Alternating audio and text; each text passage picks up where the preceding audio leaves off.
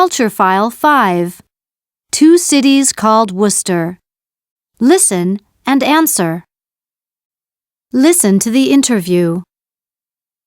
Laura, can you tell me about the history of Worcester? Is it a very old city? Oh, yes. The present city was founded in 680, and before that, there was a Roman town in the same place. The city is full of history. It has many beautiful old buildings, including the magnificent cathedral built between 1084 and 1375. That's amazing. Yes, the buildings here are very impressive. I also think the countryside here is beautiful.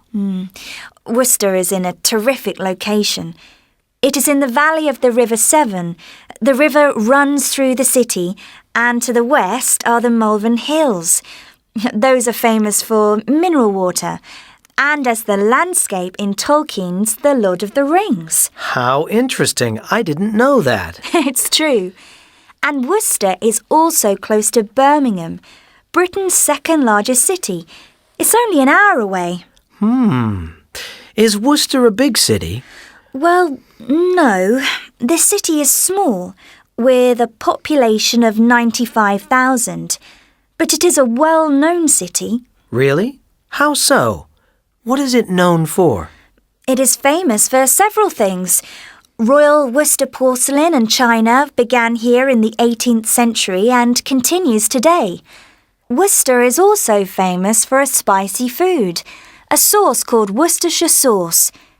English people put this spicy sauce on all sorts of food, and especially in tomato juice. Yes, I have heard of that. And Worcester was also home to one of England's greatest composers, Sir Edward Elgar.